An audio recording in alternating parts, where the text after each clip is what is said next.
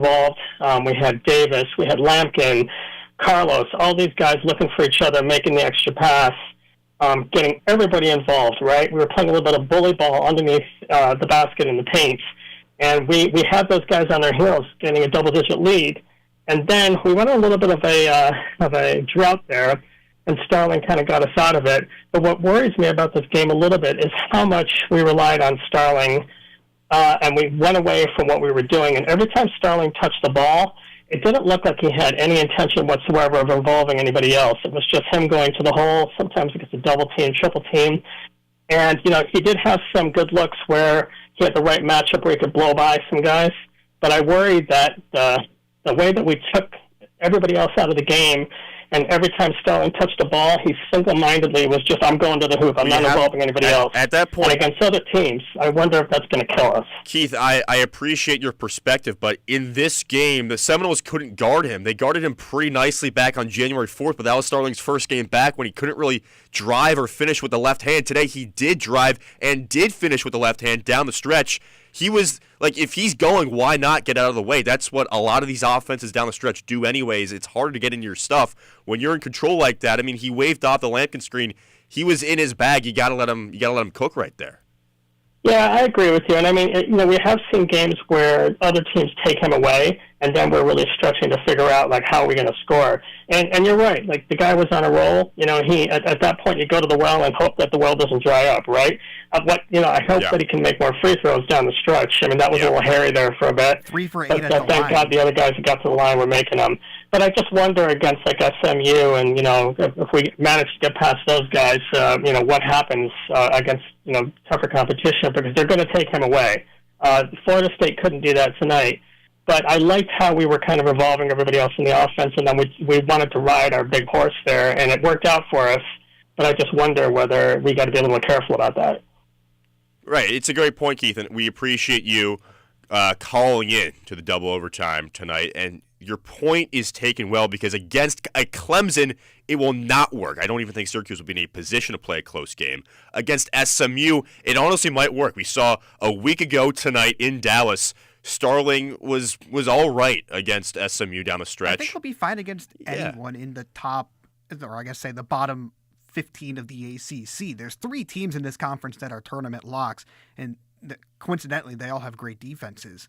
Everyone else, I think, is pretty much fair game, for Starling to be able to do his stuff. And, we, as you said, that perspective from Keith was really interesting, because, you want to be able to have your offense fully involved. But at the same time, at that point in the game, you're not calling plays. You're calling players. Yeah. And J.J. Starling's your guy. You take what he gives you and you roll with it. And he happened to give you a lot. The free throws, oof, 3 of 8 for him. And they were ugly misses too. Yeah, 12 of 22 as a team. That won't get it done against any team in the ACC. That's what's more concerning, is the fact that I'm not as concerned about what happened with Starling down the final stretch. He did his thing. What I'm concerned is that he had to do that after, as you saw, a 16-point lead basically vanish in 5 minutes. Right. Syracuse went on the run. Then Florida State came back on their 9-0 run. They got it close. It was, 55-49 at one point. But it always felt like Syracuse had enough of a cushion that was built up. And you got to give credit to that Jair Davis block on Dang that led to a good play for Syracuse. Lampkin with some big-time seal-off screens. In fact, Lampkin's seal-off screen around 7 minutes left in the game to free up that JJ underneath the bucket layup. That's what got JJ going, right? Because that was the drought. That was when Syracuse didn't score a field goal for 5 minutes. It was 6 minutes. I have it all in front of me. And I literally wrote down, let's see if this snowballs. Let's see if FSU lets it, continue from a 10-0 run and a 6-minute scoring drought into, a 20-2 run. And credit where credit's due, SU was able to battle, made it harder than it had to be. But during that stretch, you saw missed free throws, a front end missed from Majstorovic, 7 straight field goals leading up to the under 7 timeout that were missed. Starling missed a pair of free throws, and I guess that really ugly stretch, obviously that had me concerned. But going back to this kind of motif of Syracuse having just enough in the tank to outpace Florida State, I think that's the mark of, a team that was playing with energy through most of the game, even when the shots weren't falling. And so I don't know. I'm With the way the Orange played the totality of this game, they deserve to win. Yeah, exactly. They got rewarded for their effort, which is something that I don't think we've been able to say that often this season. Right, and those 2 road losses from a week and a half ago and a week ago at Virginia Tech, at SMU, very similar to this game, except for how it played out at the end. And you thought when Davis had that turnover when he was trapped in the corner, he threw it away and FSU scored. You're thinking, uh-oh. You see Autry on the sideline, stomping his feet like, here we go again. Because what have we heard all season long, especially in the last week? We need to close out the games. That has been the rhetoric from the Syracuse players. Playing 40 minutes. Exactly, right? 35 minutes, 38, but 40. And you're rarely going to play 40 minutes. You kind of did against Virginia. You kind of did against NC State a couple weeks ago. So these last 4 games entering this game tonight, you were building there. You still had, the scars of throwing it away down the stretch at VT and at SMU. But today, with those scars, they use that to build themselves up, and J.J. Starling came through, and it was great. The lefty layup, I want to specifically highlight the 2 plays. The Hezzy cross lefty layup to make it 60-54 with 90 seconds to go. He saw the hips of his defender, knew he was angling that way, and said, I believe in my left hand time around. Was that Deng against him, right? I forget who it was. It might have been Deng. There was one mismatch that he was really targeting in that second half, and really not one player. He was consistently having guys switch onto him, and when they didn't have a primary defender at point of attack, consistently just taking them off the dribble and getting to that left side, which is so interesting for a right-handed player. Exactly, and he was mostly shorter than the guys that were throwing out at him, which is a staple for the Leonard Hamilton Florida State Seminoles. And then right after that, to your point, he saw the taller defender just barely raise into a relaxed position, just enough, and zoom past him. Left-hand drive, left-hand finish. That was starkly different than the January 4th game in Tallahassee, in which he was uncomfortable coming back from injury with the left hand. J.J. Starling's healthy left hand won Syracuse this game. Yeah, the FSU, they look kind of shell-shocked. It's like, in that first game, Starling couldn't beat them horizontally or vertically. Yeah. This game, he could definitely beat them horizontally with that lateral quickness. And speaking of quickness, we've already gone a third of the way through this double overtime here on WAER. So we're going to take a quick step aside before we bring on our reporter from Charlotte, Mr. Jordan Leonard, to talk about the atmosphere from Spectrum Center and how SU was able to pull this one out. So don't go anywhere. You're listening to the double overtime on WAER. Astronauts Butch Wilmore and Sonny Williams have been on the International Space Station since last June. Now they're expected to return home on a spacecraft made by Elon Musk's SpaceX. We came up prepared to stay long, even though we planned to stay short. The next step in their extended journey on the next morning edition from NPR News. Weekdays from 5 to 9 on 88.3 WAER and streaming live on WAER.org. How can we understand the world better?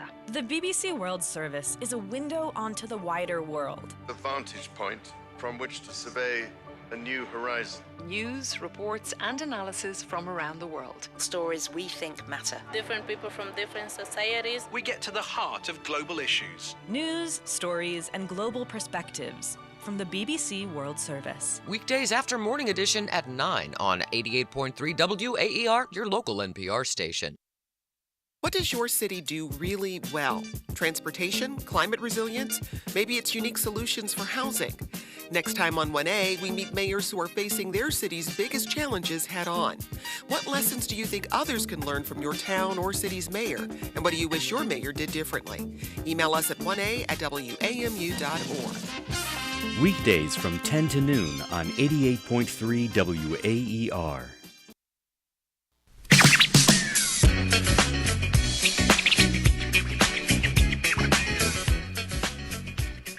We are back on one of the shortest double overtimes in WAER history. Austin Barrick here alongside Jonah Weintraub. Syracuse lives to see another day, defeating Florida State 66-62 in round one of what Syracuse hopes to be 5 games in 5 days to book a trip to March Madness. Light work. That's right. We are now joined by Jordan Leonard, our reporter live from Charlotte. If you have a question for Jordan, if you want to get your voice heard about the Oranges' victory tonight, you can call in 315-443-2011. Check us out on Twitter at WAER Sports Talk. Jordan, a lot going on, not a whole lot of time. Your initial reaction to the atmosphere in Syracuse pulling out a win that, if you asked me the last week or so, would have gone the other way. I agree with you, Austin. That's perfectly said, pretty much. Down the stretch, they could barely make free throws to close this game out, let alone turnovers. But Syracuse, give them credit. They found a way to win, and they were in control for most of the game. And that's what we've seen Syracuse over the last couple of weeks. In losses against Virginia Tech and SMU, they were in control for most of the game going into the second half, and they let the lead go. And, Adrian Autry talked about it post-game. Those close games over the last 2 weeks of the season was one of the big reasons they were able to close it out. And you mentioned the crowd. That was also, I think, played a factor down the stretch. There, of the 5,136 exact people that were in attendance here today, especially during the Syracuse game, it was probably 2/3 SU fans, and they really got into it down the stretch. Yeah, that's pretty interesting considering, I don't know, I'm from Charlotte, been there for 2 decades almost. And, you'd think there'd be more fans from the Southeast flocking for FSU. So good for Syracuse to, the fan base to travel or, travel from their respective locations to make that effort for the Orange, especially given the season that they've had, right?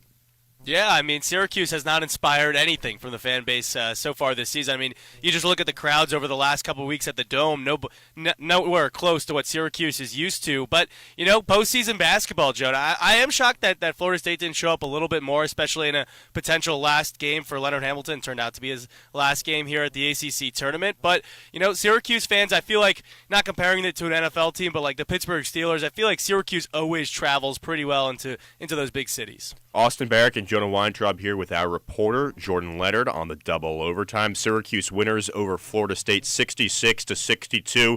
Jordan, describe both, your emotions, the bench emotions in that second half surge, or, how the game flipped. One way for Syracuse, they went on that 10-0 run. I think it might have been 12-0 at one point. Davis got the block. Lampkin was cooking down low. Then Florida State is off and running right there in transition. Watkins is making the layup. They're playing high-flying basketball. And then Starling takes over, right? Describe the range of emotions for you watching that game and what was going on with the Syracuse bench. Yeah, you have to feel happy for the Syracuse team. They've gone through the ringer all season long. They have not, lived up to expectations. They've had an up and down year. They've been in games down the stretch, like I just mentioned, and it looked like they were about to lose another one. The free throws, but they found a way to get a win. So you have to feel happy for this team. I think when J.J. Starling, you mentioned it, he was an absolute dog down the stretch. When Syracuse needed a basket, when Florida State trimmed it to that 4-point deficit. I think it was 58-54 with about 2 minutes left. Yeah. J.J. Starling goes right down the court and gets a much-needed layup. Pretty much any time Florida State got within distance, J.J. Starling in the second half really put it away. And you go back to that first game against Florida State back in January, the Seminoles came out in the second half on fire and pretty much put the Orange away right then and there. But it was Syracuse that came out with a mini 4-0 run and really an extended good start to the second half. And it was all J.J. Starling. 19 of his 27 points came in the second half. That's 19 of Syracuse's 36 in the second half. J.J. Starling put Syracuse on his back to advance them to the second round. He had 9 shots in the second half, 9 makes in the second half, that is. Florida State had 10 makes in the second half. Yeah. Talk about carrying. And, Jordan, I want to ask you, obviously, JJ was the story of that second half, but we can't forget that Syracuse did have that 16-point lead, and within less than, a quarter of the game, really, saw it go down to a single, 1 or 2 possession game. Was there ever, kind of that, palpable doubt from the SU bench, the SU faithful? Because it seems like a story that we've seen so many times before, and oftentimes it ends not going SU's way. I mean, it hasn't gone SU's way all season, and when it comes to that scenarios, we were behind SU's bench, so I didn't really see too many of their faces as the run was going on, but I can imagine that there was. I mean, look at Virginia Tech. So the lead today against Florida State was 16 with 13:15 left to go in the second half. The lead at Virginia Tech was 13 with 8 minutes to go. They lost it and then ended up losing in overtime. So, I mean, when you've been there and you've had that lead in the second half and you've seen it time and time again go down and you end up losing the game, there has to be that palpable doubt. But I think Adrian Autry did a really good job of calling timeouts when he needed to. When Florida State went on a mini run to get it within 9, he called timeout and just took the 12 and got to the under 12 media timeout at that point. He did a really good job of calming his team down, showing energy in the huddle, and really, He had some visceral reactions when they made silly turnovers and stuff like that. But when the free throws weren't going in, you didn't see that. It was all positive energy down the stretch, and I think that really helped Syracuse get over the final hurdle in this one. For one of the few times all season, one of us is praising Adrian Autry's coaching job. Jordan Leonard likes what he saw from the head man. If you agree with Jordan, if you liked what you saw out of Autry tonight, give us a ring, 315-443-2011. Jordan, that's a great point. And I believe that a big part of coaching is having your guys believing, having your guys ready to play. And a lot of that manifested, in my opinion, in the rebounding battle. Syracuse has been a good rebounding team all year, top 3 in the ACC. One of the few improvements from last year, somehow. They won the rebounding battle today, 42-32. And Davis and Lampkin in particular, and even Carlos, who had 8 boards out of nowhere, my gosh, were big. And Lampkin that first half seemed to want it more than some of the Florida State guys. And I like Ewan's game, but even when he bobbled it down there, he scored over 4 guys, and he was fired up doing the classic Lampkin stuff. To me, Lampkin in particular, and to an extent Davis, made it a point of emphasis to take it to the Noles down low. I agree. I mean, Syracuse, that's the one thing they've done all season long is out-rebound teams. They out-rebounded Florida State by 10. And in the post-game presser, Jaquan Carlos, or one of the players mentioned something that Jaquan Carlos said pregame. It doesn't matter who does it. Let's just get it done. And I think that perfectly resembles what Syracuse did today. It was Eddie Lampkin in the first half. JJ takes over in the second half. Lucas Taylor doesn't pop off the stat sheet. He was 2 bad. points, 0 of 7 from field. He was bad, but he held down Jameer Watkins pretty much throughout the entire game. That one foul was pretty bad, though. The one foul, obviously, you don't want to foul a three-point shooter when you're up by 6. I agree with that. You cannot foul in that situation. But Jameer Watkins, 5 points in the first half, ended up with 11 in the second half, a lot of them on free throws. That's how you get it done. You're not going to score necessarily today, but you're going to put in the work on defense. You're going to grab 4 rebounds. And, you talk about kind of the veteran leadership on this team. I think it's underrated how veteran this team is. You mean the amount of players that were celebrated on Senior Day, J.J. Starling with how much time he's played. Andrew Sullivan, our play-by-play broadcaster, who was just in the locker room with the players after the press conference, told me that J.J. Starling, with about 10 seconds left, Kyle Cuff wasn't approached about going into the game for those free throws. Adrian Autry didn't really go up and call him in to go into the game, but J.J. Starling insisted Kyle Cuff be on the floor, and then Cuff hits those 2 big free throws that really help seal the game for Syracuse. I mean, you just see the veteran leadership and kind of that veteran presence coming over this team over the last week. And, people won't look at the Virginia Tech and the SMU games, but I think those losses really kind of galvanized this team down the stretch. Let's look ahead to this upcoming SMU game. Remember, the Orange have to go 5 wins in 5 days, just like NC State did last year. Well, 4 wins in 4 days now. Now it's 4 and 4, right? But you put a lot of miles on the starters today, and SMU is rested. Not as much as the first 2 games, I would say. Overtime and then back-and-forth game between Pitt and Notre Dame. Right. So SMU, interestingly enough, their last 2 regular season games were against Syracuse and then Florida State. Beat the Orange, lost to the Noles. It was a 77-75 win for SMU a week ago today, and a putback at the end by Keon Ambrose Hilton on their senior night. It could have gone either way. Syracuse blew like an 11-point lead. I'm just remembering this. SMU, and this might just be a me thing, guys, but I wonder if this has anything to do with it, as Jordan's laughing. SMU football went to Charlotte for the ACC tournament championship, the ACC championship game, and lost to Clemson. So the program, I guess the sports, athletics, whatever you want to call it there, has some heartache in Charlotte in this, season, if you will, for athletics. I think this is a very winnable game for Syracuse. I believe there's going to be virtually nobody there in attendance for SMU. It's going to be a pro-orange crowd, and Lampkin's going to have a chip on his shoulder against like Yigatulu down low. I believe they're 8.5-point dogs. I think that's disrespectful.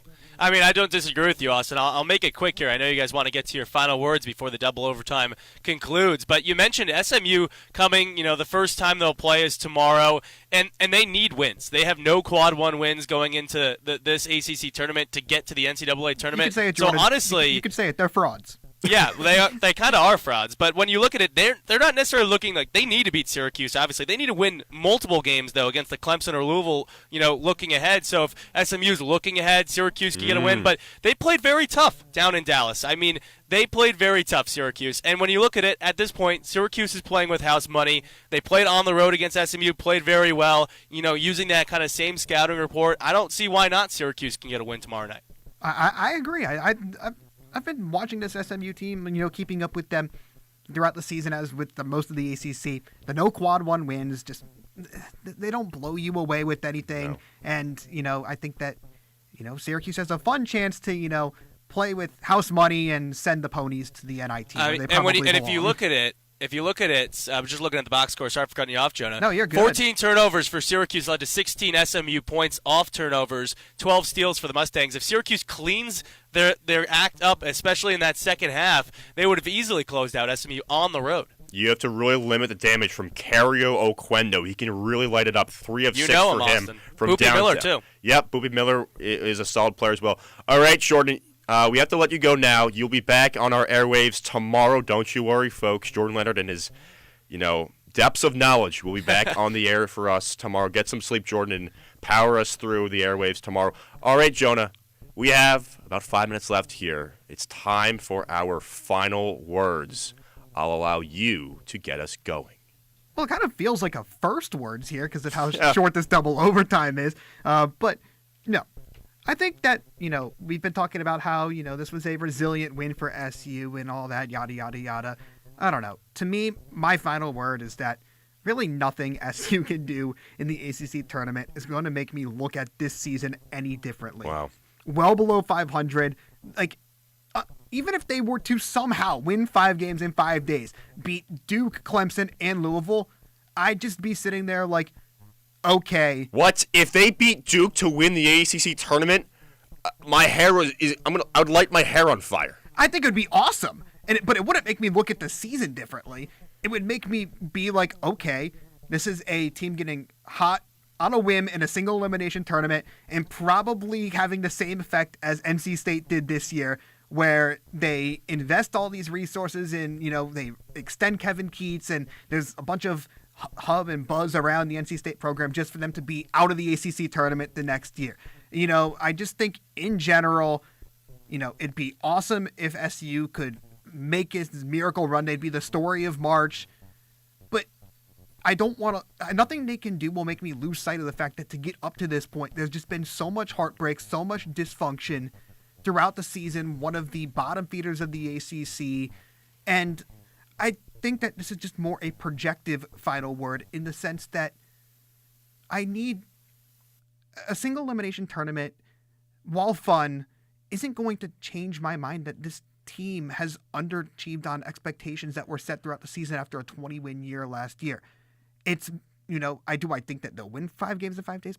No, probably not. I mean, it's like a 50-50 toss-up tomorrow to even begin that. But, I will say this. I thought there was a good chance they would lose tonight. Leonard Hamilton, his final game, a lot of galvanization for the Florida State Seminoles. So, an impressive win tonight.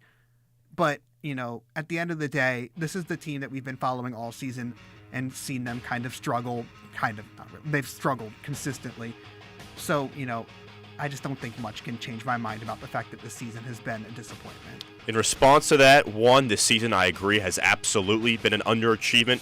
But if Syracuse does win the ACC tournament, I have no idea how you can look me in the eye and say that won't be incredibly awesome. Oh, I didn't say it wouldn't be incredibly awesome. But it won't change your view. Okay, whatever. We don't have time. But if Syracuse wins the ACC tournament, campus will be buzzing. My goodness. My final word. Campus will be on spring break still. They'll be back, and they'll be buzzing. My final word. At least Syracuse truly has not quit. The rhetoric in these last month or so, going into the California trip, coming back, losing to Duke, all this stuff has been, we're playing for each other, want to finish out the season strong. And these last 5 games have shown me it's more than just lip service. The Orange have been remarkably disappointing this year, like the 4th worst season, win-loss record-wise in the 125 years of the program.